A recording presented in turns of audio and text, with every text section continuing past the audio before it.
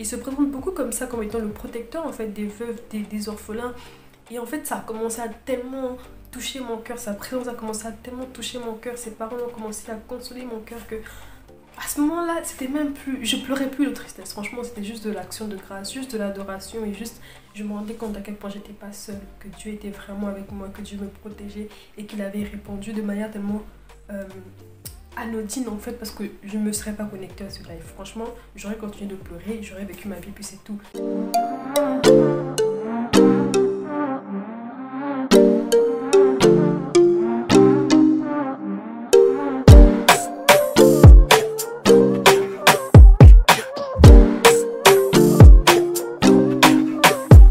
Hello guys, j'espère que vous allez bien. Aujourd'hui, moi je vais super bien par la grâce de Dieu et bienvenue simplement dans cette nouvelle vidéo, dans la partie 2 de la vidéo sur les fameux hasards, donc les différentes manières à travers lesquelles Dieu nous parle. Et aujourd'hui, c'est la journée témoignage où je vais vous parler un peu de l'une des fois en tout cas où Dieu a commencé à mettre des choses dans mon cœur, une instruction précisément, et vraiment c'était... Wow. Bon bref, let's start. Ce témoignage se déroule en 2021. Je pense que c'était en février ou en mars 2021, quelque chose comme ça. Et je me rappelle que c'était par rapport à l'école. Alors à l'école, on devait rendre un travail lié au CV, l'aide de motivation, on devait passer un entretien, quelque chose comme ça. Et en fait, je me préparais du coup pour cet exercice-là. Je prenais des notes, j'écrivais des questions parce que j'avais quand même des questions que je me posais par rapport au monde professionnel parce qu'il fallait se renseigner sur un domaine, il me semble. Et puis, genre, préparer un entretien pour ce domaine-là avec un responsable de ce domaine-là. Préparer un CV, une lettre de motivation. Et moi, du coup, j'écrivais un peu les questions que je me posais par rapport à ce domaine, par rapport au monde professionnel. Et tant qu'étudiant, tu as besoin de te visualiser, de voir un peu vers où tes études vont mener, de commencer à entrevoir un peu ta carrière. Donc, j'ai commencé à me poser des questions. Et puis, ça a commencé à me faire mal au cœur parce que je me rendais compte que mon père n'était plus là. Simplement parce que lui, c'était quelqu'un qui était vraiment... En fait, c'était vraiment l'une des personnes qui m'encourageait le plus en termes d'études. Et je me rappelle que la dernière conversation que j'ai eue avec lui uniquement, on a parlé d'études, forcément, on a parlé d'études. Et il me disait, oui, Divine, plus que quelques années, vas-y, donne-toi à fond. Il m'encourageait comme ça, puis je te mode, ouais, ça va aller. Tout ça. Et à ce moment-là, je me rendais compte qu'il n'était plus là, en fait. Et que même par rapport à ces questions-là, parce que lui, c'était vraiment quelqu'un pour qui sa carrière comptait beaucoup, qui a bâti une belle carrière, qui a vraiment bien bossé en tout cas. Et déjà quand j'avais des questions avant par rapport au domaine professionnel, j'allais vers lui. Et c'était lui qui me guidait, qui m'encourageait, même par rapport à mes stages et tout. C'était vraiment lui qui me... Hein, le coach quoi. Et là je me suis rendu compte qu'en fait il n'est pas là. Je peux plus poser de questions à mon père. Il n'y a plus personne pour me guider. J'ai commencé à pleurer en fait. J'ai commencé à pleurer. J'étais en mode Seigneur, mais maintenant comment je fais avec ces questions pour trouver des réponses et tout. Comment je m'en sors en fait. Papa il est plus là. Franchement j'étais juste triste, il me manquait, et triste aussi parce qu'il n'y avait pas cette personne. En fait, il était la personne qui me guidait sur le domaine professionnel et puis il n'y avait plus cette personne-là, donc forcément, ça me rendait triste. Et je me rappelle que juste avant, en fait, avant ce moment-là, il y avait Tata Shina, moi je l'appelle Tata Shina, mais c'est Shina Donia, sur les réseaux que j'aime beaucoup et que je respecte beaucoup, pour qui j'ai beaucoup d'admiration, qui parlait du fait qu'elle allait faire un live sur les CV et tout ça. Je pense pas que dans ma tête j'avais fait le lien entre son live et le fait que j'avais un exercice qui parlait à peu près de la même chose. Franchement, je ne me rappelle plus avoir fait ce lien dans ma tête, mais je savais qu'à chaque fois que je regardais ses stories et qu'elle parlait de ça, j'entendais Dieu me dire, Divine, faudra suivre ça. En fait, ça restait dans ma tête alors que, franchement, c'était pas du tout le moment ni la période pour me parler de tout ça. Donc après, revenant au moment, je suis en train de pleurer, je suis en train de me plaindre un peu, de me fâcher à la fois, mais vraiment de juste exprimer ma tristesse, mes sentiments à Dieu. Et si vous avez suivi la première vidéo, je l'ai dit avant, vraiment apprenez à exprimer vos émotions à Dieu et laissez Dieu en fait guérir, vous consoler et vous apprendre à traiter ces émotions là simplement. Mais bon, donc là j'étais en train d'exprimer tout ça à Dieu. Et après, pendant que je pleure, hein, j'ai juste envie d'entendre je suis avec toi ma fille, je te garde et tout.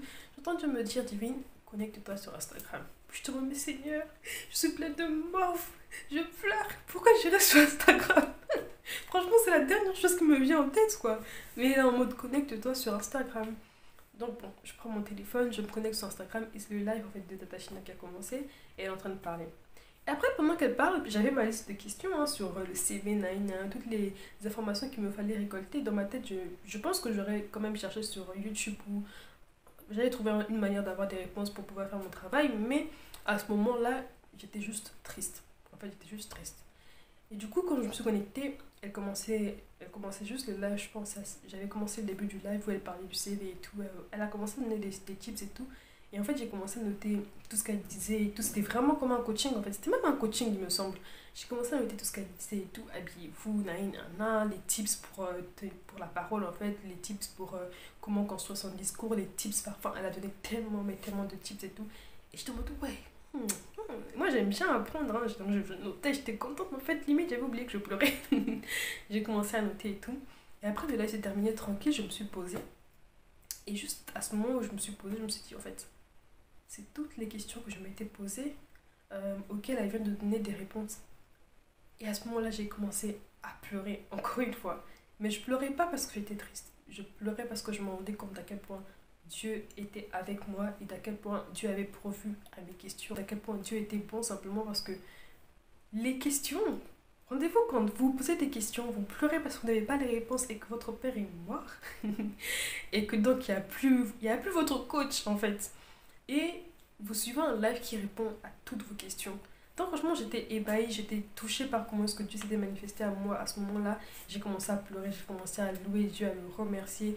Et il a commencé à consoler mon cœur, à me dire, mais Divine, n'aie pas peur en fait, ton père est plus là, mais je suis ton père, je suis un père responsable. Il a commencé à me parler des promesses qu'il avait par rapport aux orphelins et il en parle dans sa parole en plus. Et il dit qu'il est avec les orphelins, il est avec les veuves, il les console, il les protège. Il se présente beaucoup comme ça, comme étant le protecteur en fait des veuves, des orphelins. Et en fait, ça a commencé à tellement toucher mon cœur, sa présence a commencé à tellement toucher mon cœur, ses paroles ont commencé à consoler mon cœur que à ce moment-là, c'était même plus, je pleurais plus de tristesse. Franchement, c'était juste de l'action de grâce, juste de l'adoration et juste, je me rendais compte à quel point j'étais pas seule, que Dieu était vraiment avec moi, que Dieu me protégeait et qu'il avait répondu de manière tellement euh, anodine en fait parce que je ne me serais pas connectée à ce live. Franchement, j'aurais continué de pleurer, j'aurais vécu ma vie puis c'est tout.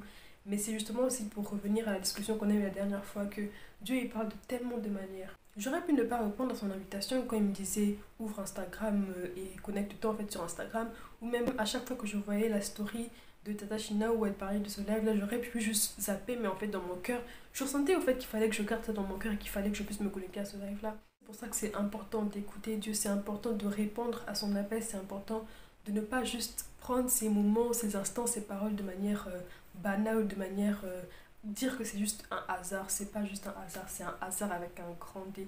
Et par là aussi, j'aimerais vraiment encourager les personnes qui ont perdu un proche, qui ont perdu un parent, qui ont perdu des frères et des sœurs, qui ont perdu quelqu'un en tout cas, qui joue un rôle important dans votre vie et vous posez énormément de questions. euh, comme comment est-ce que je vais m'en sortir, comment est-ce que je vais faire, la personne n'est plus là, d'où est-ce que, comment je m'en sors en fait. Et j'aimerais vraiment te dire que Dieu est avec toi. Et il est vraiment là, il est réellement là. Il te protège, il prend soin de toi, il est le défenseur des orphelins, le protecteur des veuves, il vous protège, il veille sur vous et qui continue de te garder en fait. N'aie pas peur, c'est normal que tu sois triste, c'est normal que tu puisses avoir mal, mais reste focus sur Dieu, garde tes regards fixés sur Dieu et fais-lui confiance. Fais-lui confiance parce qu'il te protège, fais-lui confiance parce qu'il est un Dieu responsable et qu'il ne te laissera pas tomber, qu'il ne te lâchera pas, qu'il continuera de pouvoir à tes besoins, de te protéger, de te conduire et de te diriger. Si cette personne jouait le rôle de coach, il sera ton coach en fait. Si cette personne pourvoyait à tes besoins, Dieu continuera de pouvoir à tes besoins, Dieu continuera de prendre soin de toi et Dieu continuera d'être Dieu simplement. Peu importe les temps et peu importe les circonstances. Donc je prie vraiment que Dieu puisse consoler ton cœur. Je prie que Dieu puisse te fortifier en ce moment. Je prie vraiment que l'amour de Dieu puisse remplir ton cœur et que tu te rendes compte d'à quel point tu es aimé de Dieu, d'à quel point aucune situation dans la vie, aucune circonstance ne pourrait empêcher Dieu de t'aimer et ne pourrait empêcher Dieu de manifester sa bonté envers toi.